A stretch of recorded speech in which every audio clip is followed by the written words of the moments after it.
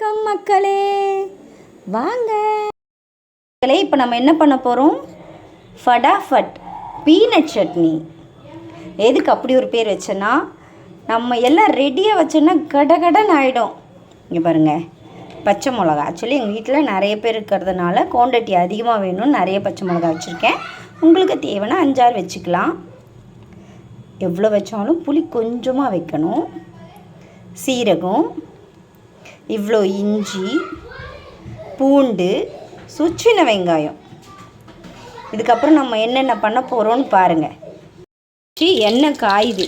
இங்கே பாருங்கள், அந்த எண்ணெய் காஞ்சதுக்கப்புறம் நுர வர சவுண்டு கேட்குதா உங்களுக்கு? இதுக்கப்புறம் இதில் சீரகம் நல்லா பொரிஞ்ச உடனே எப்பயுமே பச்சை மிளகா. ஸோ கொஞ்சம் கூட வெங்காயமும் வந்துருச்சு, அது ஒரு பெரிய பிரச்சனை இல்லை. இதையும் நல்லா போட்டுட்டு நல்லா அது கொஞ்சம் எண்ணெயில் சாட்டே ஆகணும். ஏன்னா நம்ம கொஞ்சம் பசங்கள்லாம் சாப்பிடணும்.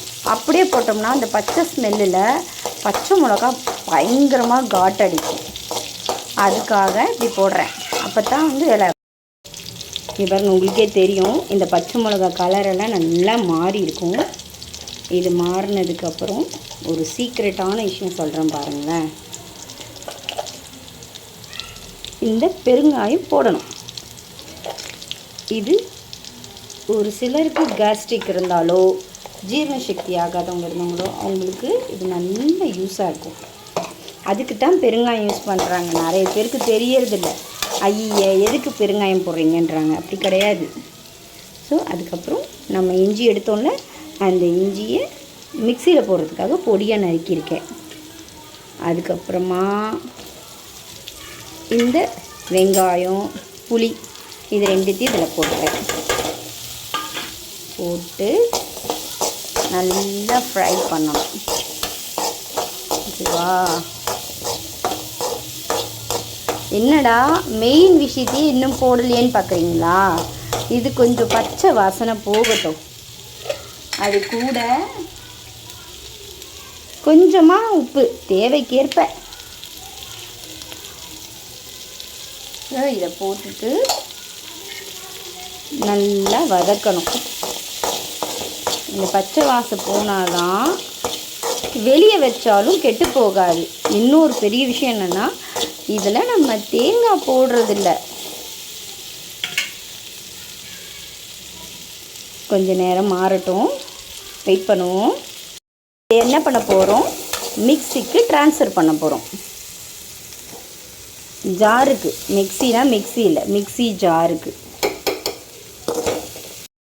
இதை மிக்சி ஜாருக்கு ட்ரான்ஸ்ஃபர் பண்ணிவிட்டு திருப்பியும் எண்ணெய் ஊற்றணும். வடை சட்டியில் கொஞ்சமாக எண்ணெயை ஊற்றிட்டு எண்ணெய் காயறதுக்குள்ளே என்ன பண்ணணும்? நம்ம க்ளீன் பண்ணி வச்சுருக்கிற வேர்க்கடலை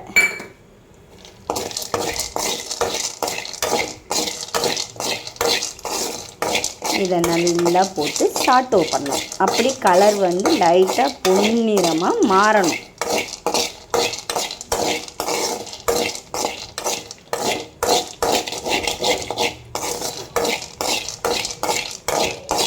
இப்படி பாருங்கள், இது பாருங்கள் நல்ல கலர் மாறிடுச்சு. இப்போ இதை எடுத்து நம்ம ஜாருக்கு மாற்ற போகிறோம். ஜாருக்கு மாற்றினதுக்கப்புறம் அகெயின் வடை சட்டி தீ கம்மி பண்ணிக்கிட்டு லைட்டாக எண்ணெய் ஊற்றணும். எண்ணெய் காஞ்சதுக்கப்புறம் இந்த கடுகு போட்டு பொரிய விடுறோம். பொரிய விட்டதுக்கப்புறமா அகைன் இதிலே போடணும். எதுக்கு இன்னொரு வாட்டி வடை சட்டி வைக்கணும்? அதுக்காக தான் வைக்கிறேன். இந்த காஞ்ச மிளகா தாளிப்பு இது கடைசியாக ஊற்றுறதுக்காக. இது திருப்பி எல்லாம் முடிச்சுட்டு திருப்பியும் ஒரு அடுப்பத்தை வைக்க வேண்டிய அவசியம் கிடையாது. ஸோ இப்போ நம்ம அரைச்சிட்டு ரெடி பண்ணிவிட்டு காமிக்கிறேன். இதை பாருங்கப்பா, அரைச்சிட்டேன். நான் யூடியூப்காகலாம் பாத்திரம் வச்சில்ல, நான் வீட்டில் என்ன பாத்திரம் வச்சுருக்கணும் அதைத்தான் நான் காமிக்கிறேன். இப்போ நம்ம வறுத்ததை இதில் போட போகிறோம். போட்டு மிக்ஸ் பண்ணிவிட்டு முடிஞ்சிச்சு சுவையான பீனட் சட்னி. இதை நீங்கள் இட்லிக்கு யூஸ் பண்ணிக்கலாம், அதே மாதிரி தோசைக்கு ரொம்ப நல்லாயிருக்கும், சூப்பராக இருக்கும். நீங்கள் ட்ரை பண்ணி பாருங்கள். ட்ரை பண்ணி பார்த்துட்டு கமெண்ட் பண்ணி எனக்கு சொல்லணும், நீங்கள் லைக் பண்ணணும். Okay, thanks.